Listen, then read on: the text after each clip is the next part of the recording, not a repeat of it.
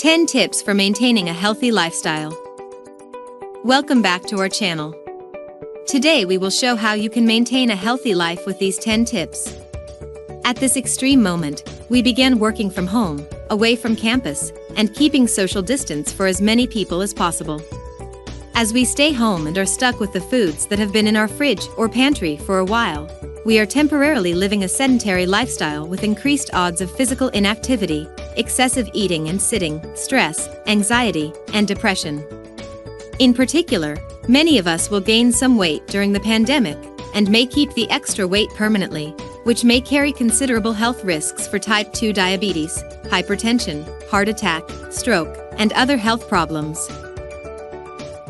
Here, I'd like to share some basic tips and resources for how to maintain your healthy lifestyle, body weight, and overall well-being while staying home and engaging in social distancing.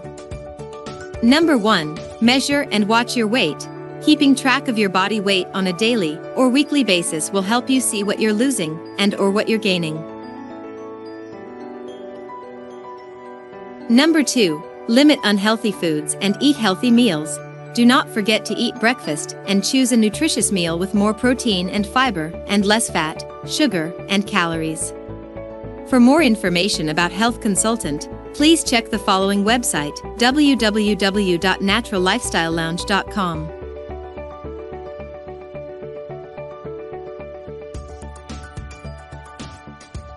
Number 3. Take multivitamin supplements. To make sure you have sufficient levels of nutrients, taking a daily multivitamin supplement is a good idea, especially when you do not have a variety of vegetables and fruits at home. Many micronutrients are vital to your immune system, including vitamins A, B6, B12, C, D, and E, as well as zinc, iron, copper, selenium, and magnesium. However, there's currently no available evidence that adding any supplements or miracle mineral supplements to your diet will help protect you from the virus or increase recovery. In some cases, high doses of vitamins can be bad for your health.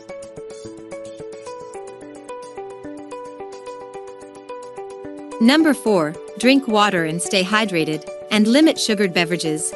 Drink water regularly to stay healthy, but there is no evidence that drinking water frequently, e.g. every 15 minutes, can help prevent any viral infection. For more information on drinking water and coronavirus, please check the following EPA website, www.epa.gov/coronavirus/coronavirus-and-drinking-water-and-wastewater. Number 5. Exercise regularly and be physically active at this time. At-home workouts may be a good idea, but you can also walk your dog or run outside. Be sure you know what's going on in your area and if there are any restrictions or mandatory self-quarantines.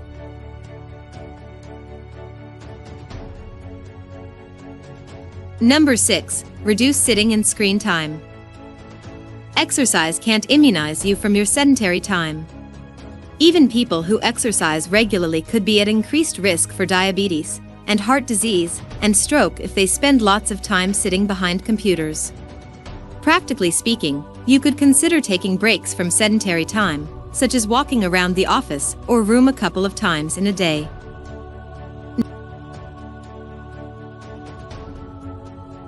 Number 7. Get enough good sleep.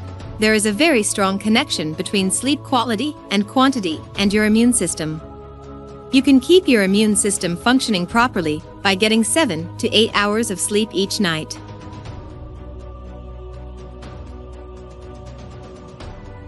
Number 8. Go easy on alcohol and stay sober. Drinking alcohol does not protect you from the coronavirus infection. Don't forget that those alcohol calories can add up quickly. Alcohol should always be consumed in moderation. Number 9. Find ways to manage your emotions. It is common for people to have feelings of fear, anxiety, sadness, and uncertainty during a pandemic. To minimize stress-related weight gain, you use this information about stress and coping provided by the www.naturallifestylelounge.com.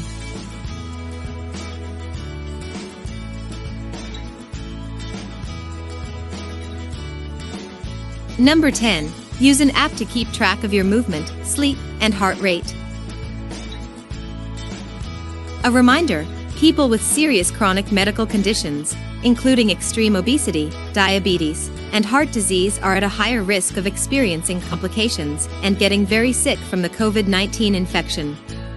They should talk to their medical providers and listen to their advice. That's all for today. Thanks for watching the video, and please don't forget to subscribe.